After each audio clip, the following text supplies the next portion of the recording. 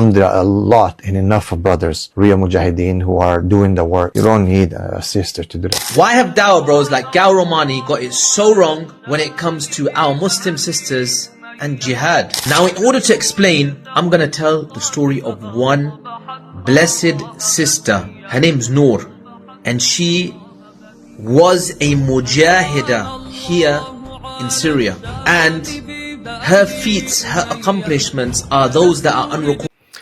Bismillah. So I'm going to respond to Brother Talks. I have about 9 points, inshallah. Number one, get my name right, bro. Like, you've done podcasts with me before and you know my name. It's disrespectful for you to say that way, okay? Number two, emotions and jihad. Emotions have caused so much destruction in the modern world when it comes to this concept. So many people have emotionally taken different things into their own hands, ignoring the Sharia, ignoring the example of the Prophet, ignoring the injunctions of the Sharia, the Prophet, the roles of the Sahaba and how they did this.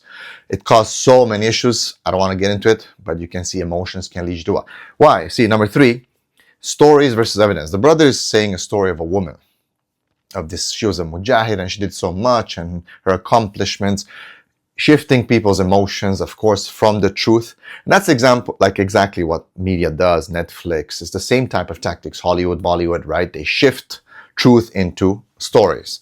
Now, these are facts. Of course, these women have existed, as Nusayba existed, as Hani and other so-called warriors existed, right? These are facts. The question is, what is the evidence? And does the Sharia actually endorse these kind of things? That is what a person of knowledge have to ask themselves.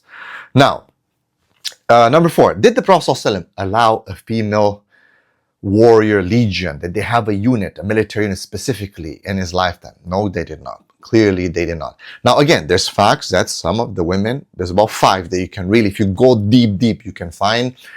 And even amongst those 5, most of them were just doing support work and being nurses and taking care of water and wounded and so on. But yeah, some of them actually fought military and they Is that evidence? No, it's not, because the Prophet ﷺ did not actually discourage women, did not allow them to join. There's no military unit in any, the Battle of Uhud, Badr, Khandaq, you name it, Qadisiyah, all these propelled, there's no female military unit where the Sahaba, the Prophet ﷺ ever say that, yeah, these women have to contribute to the jihad and they're so amazing, they're amazing fighters.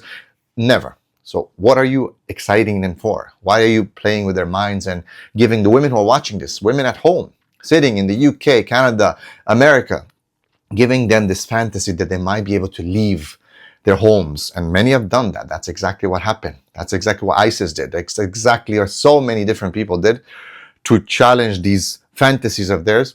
And women have left their fard, what Allah has given them to stay in their homes and to take care of their families, for this chasing, this cloud, this dream that some of you brothers are giving them, man, through your stories and emotional manipulations. So did Prophet ﷺ have a foreign female legion, something like that? Nope. Okay. Next point. So I said the 5 examples of some of the women. Again, exceptions do not make the rule. Point number 6.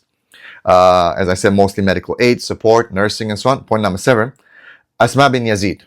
Asma bin Yazid, in the famous hadith, she clearly asked the Prophet ﷺ, you guys go for Hajj and Umrah. You guys go for outside, jihad, this and this. And we stay at home, take care of your children, fulfill your desires, take care of your homes. So the Prophet ﷺ said, you will have the same reward. He didn't say, no, you can come for jihad. Look at Nusayba. Look at Khawla, look at this, or give you those examples, right? No, you can come. All you women should come and join us. No. Stay in the house. Be there. You'll get the reward of the men. Let the men do their things. That's what Allah says in the Quran. Do not wish for what others have been given over the others. لِلرِّجَالُ النَّصِيبُ, for the men, they have their part, and women have their part. فَاسْأَلْ اللَّهَ مِنْ فَضْلِهِ, and ask Allah from His fadl. Stick to what women have been designed to do. Sadly, you, brother, are telling them to be men. Through your stories of, wow, this woman existed. Facts, they existed. These women had to deal with whatever they had to deal. I understand. But your message is wrong. My message is telling women to stay at home, to take care of their jihad in their house, what they have to do. A lot of these women cannot even cook and clean, cannot take care of children. They complain for having one child. They cry and they say it's so difficult. They can't even, sleep with their husbands more than once every 2 weeks. and you're telling him to go for jihad.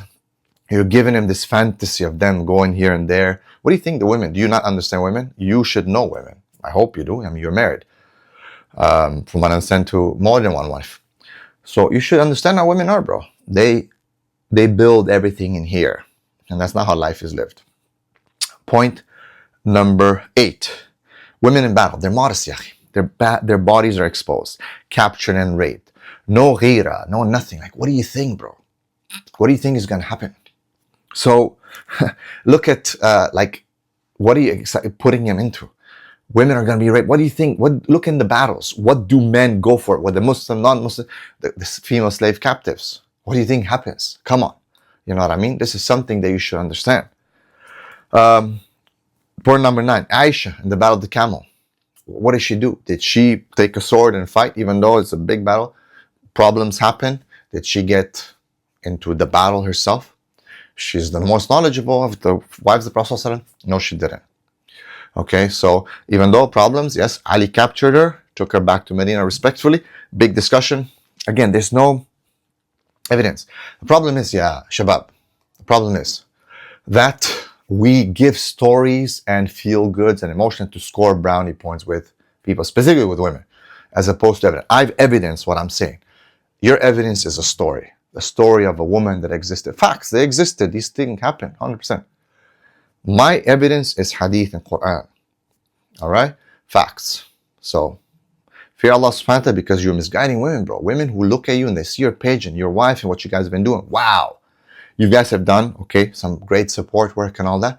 But to encourage women through this story. And you might say, no, I'm not encouraging them. I'm just trying to. No, you are encouraging them. This can cause problems for women, young women back home, to want to leave. And that's exactly, that was some of these groups, these deviant groups, ideologies that have brought these women into doing the messed up things, horrible things, because they thought they can join the Mahdi army. Last point on the issue of Mahdi army, what I'm saying, I'm trying to get women to stick to their feminine rules, their feminine jobs that they cannot even do. They can't take care of one child, man. They complain, they cry of postpartum, depression, this and that.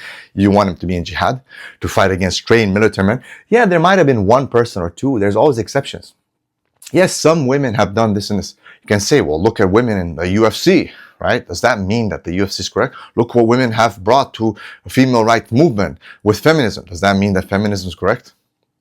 So many contributions, so many facts of how women have contributed to society. The question is it positive or negative?